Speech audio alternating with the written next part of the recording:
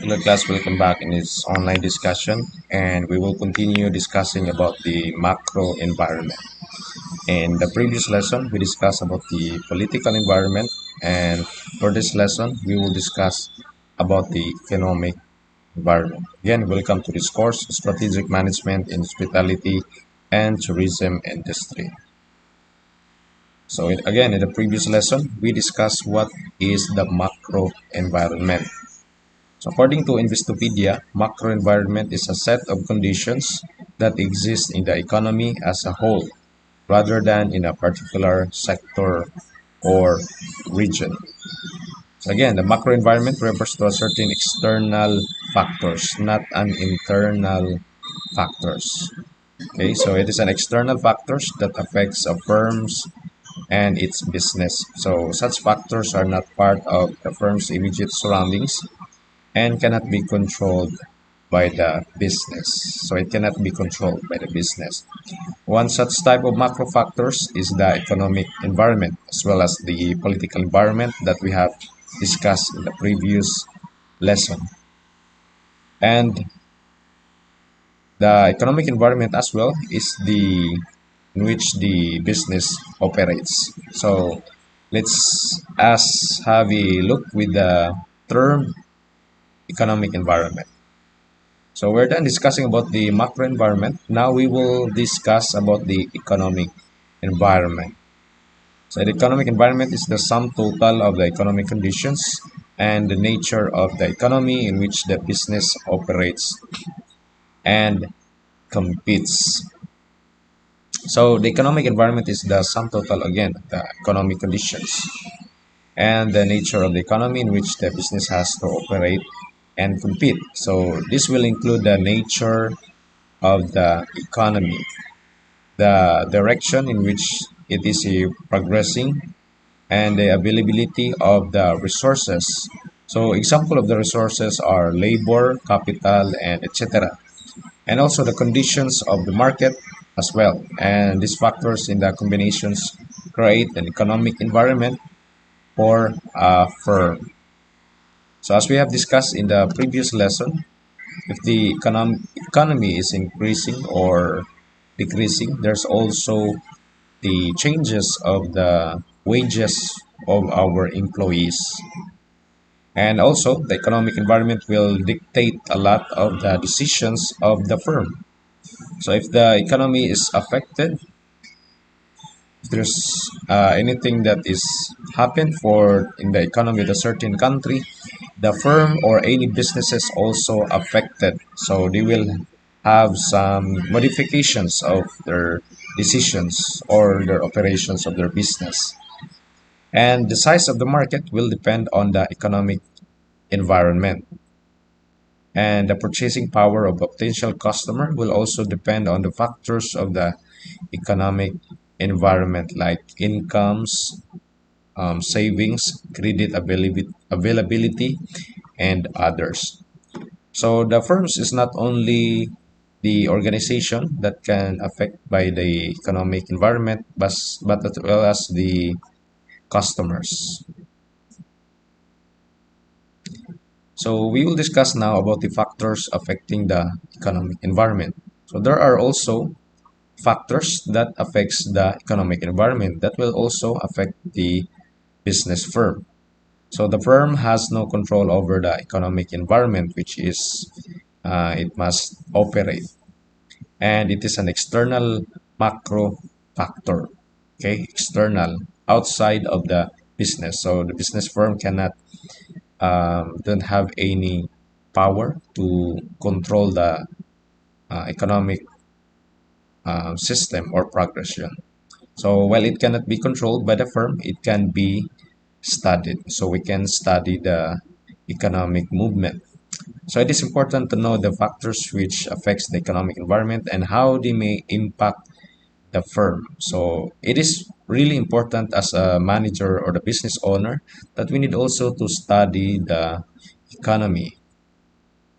And the first one is economic system. So economic system under which um, the economy operates has a huge impact on its economic environment. So there is a system in the economy as well. So let us take a look at the three economic systems which usually prevail. Again, there are three kinds or three types of economic system. The first one is capitalist economy. So there are no restrictions in the capitalist economy. So the market forces operates freely and the demand and supply will decide the prices in the market. So there is a private ownership of the factors of productions and the private companies. The second one is socialist economy. This is the second economic system. So this type of economy is characterized by government control and central planning authority. In the capitalist economy, it was decided by the private sector for production of their products and services, for example. But for the socialist economy, this type of economy is characterized by the government control. So it was controlled by the government and central planning authority. So there is no private ownership, not like with the capitalist economy. So all means of the productions are under the state control. It was controlled by the government. It was controlled by the state. So there's no market forces and the price is also set by the state. Again, for the capitalist economy, the owner of the business, the private company, decided the production of their products or providing of their services, and they decide the price of their products and services. Unlike in the socialist economy, the government decided the productions, but also the prices. Okay, and lastly, the mixed economy. Here, the best features of both capitalism and socialism combine to give us this system. So from the word mix, it makes up the capitalist economy and the socialist economy. This is the combinations of these two systems. So the market forces are very much enforced to decide demand of the supply and the prices. But there are some government oversight to ensure that there are no discriminatory practices. So for the mixed economy, the owner of the business decide the price, but it was monitored by the government. If the government noticed that they have increasing their prices and there's no fear on that, so there's a intervention coming from the government. And the second one system is the mixed economy. So the economic conditions of the country also have a huge impact on the firms that exist within the economy. So the economic conditions are the sum total of the many factors that can greatly affect a business. Such factors include the GDP, okay, the gross domestic product, the GDP of the economy, as well as the per capita income, availability of capital, utilization of resources, state of the capital market, interest rates, unemployment levels, and others. That is for mixed economy. Now, the third one, we call it economic policies, about the policy. So in any economy, the government has some control and or oversight of these business operations. And the governments, with the help of their planning authorities, frame and implement many types of economic policies. So the first one is they call it industrial policy. So these are all rules, laws, notifications, policies, circulars, and others, though which the government control and governs the industrial sector of the economy. So this helps them shape the industrial development of the country, the industry. There's a certain policy implemented by the government for different operations of the business. The second one is they call it fiscal policy.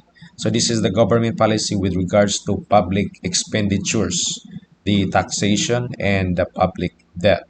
So this also greatly affects the businesses, especially in functioning in the economy. So there are certain policy implemented to the business, especially on the tax or the public expenditure, the additional price put into the product price of the business.